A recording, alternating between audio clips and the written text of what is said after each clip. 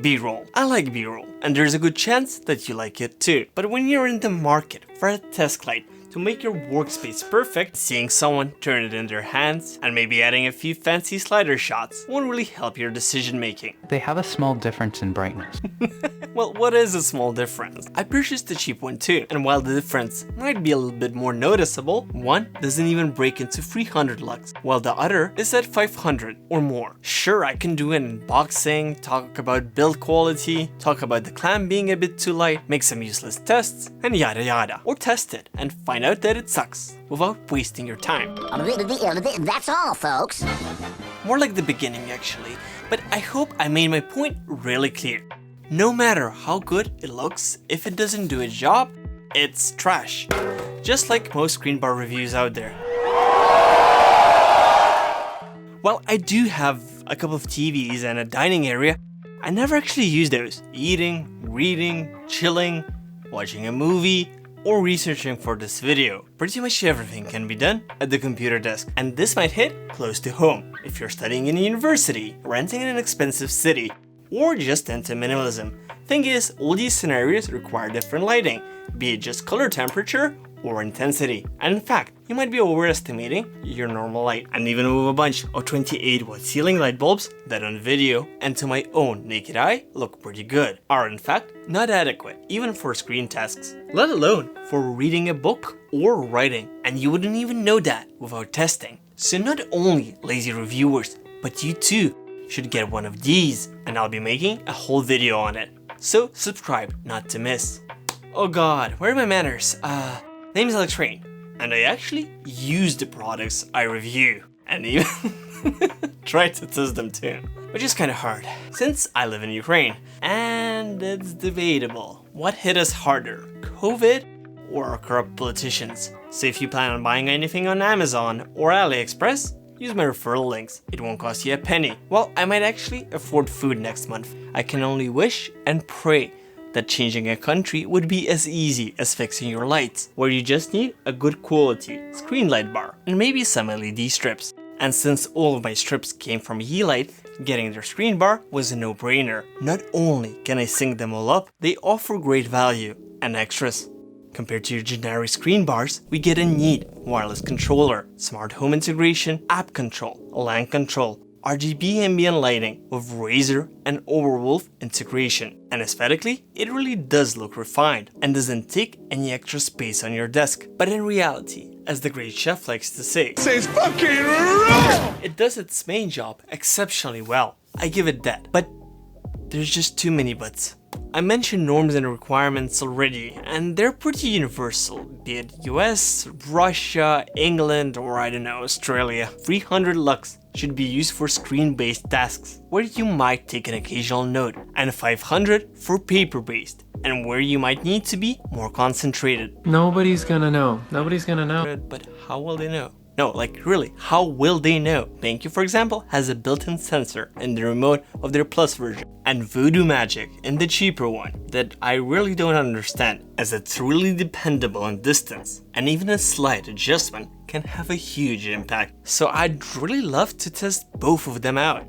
Hey, BenQ, hook a brother up, and I'll actually make a review that means something in return. That being said, since Yeelight is part of Xiaomi's ecosystem and the screen bar can be connected to Wi-Fi, I had a bright idea and got one of these, Mi light detection sensor. And my thought pattern was pretty straightforward. They have a light sensor, I have a light. So the light should auto-adjust reading the sensor's data. Seems like a pretty basic task and like one of the main reasons why someone would buy one of these. It just doesn't work. And I played around for hours resetting the hubs, lights, sensors, trying different triggers, and yet still no bueno. And Yeelight, I'm sure you have connections with Xiaomi, so please try to get this fixed, as it will not only give you a competitive advantage, but save your client's eyes.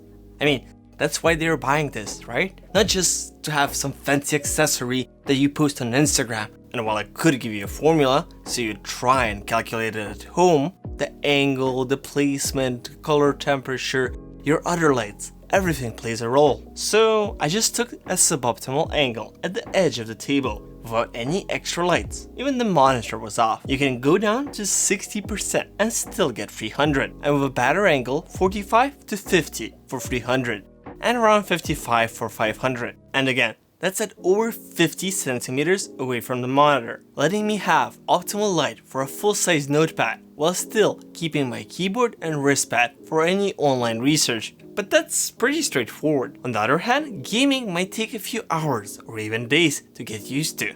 Previously, I too used dim RGBs, as probably most gamers do, but getting older made me start inquiring not only about the latest and greatest phones or graphics cards, but things like wrist rests, or in this case, screen bars. Especially with DaruShare launching a real vanilla private server with authentic BGs, no world buffs, among other things. It really did come in handy, as doing SFK at level 19 took a lot longer than expected.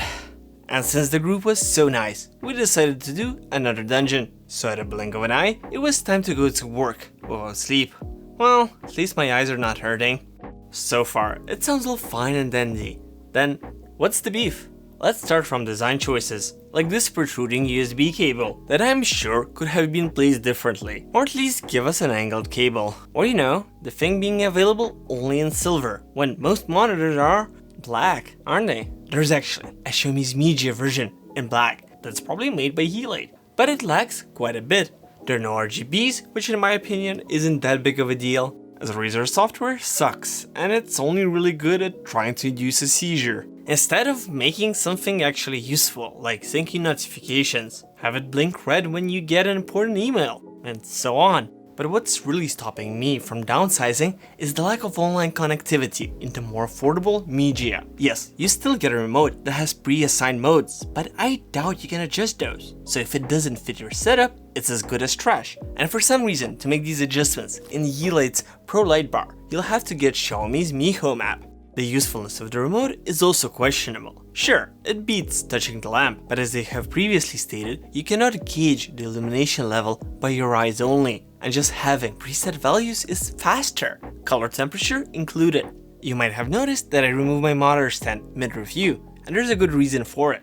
These kind of lights may cast a reflection, so it's a good idea to test it with a light before you get one. Also, if you have glossy bezels, it might be a pain too, and any scratches that you might not even known have existed will be now highlighted, as well as any dust or smudges. Which brings us to the whole asymmetrical crap everyone is preaching. I for a second thought I had superpowers, but no, Richie also called this bullshit out. The light still expands until the top of monitor as he turns on the light.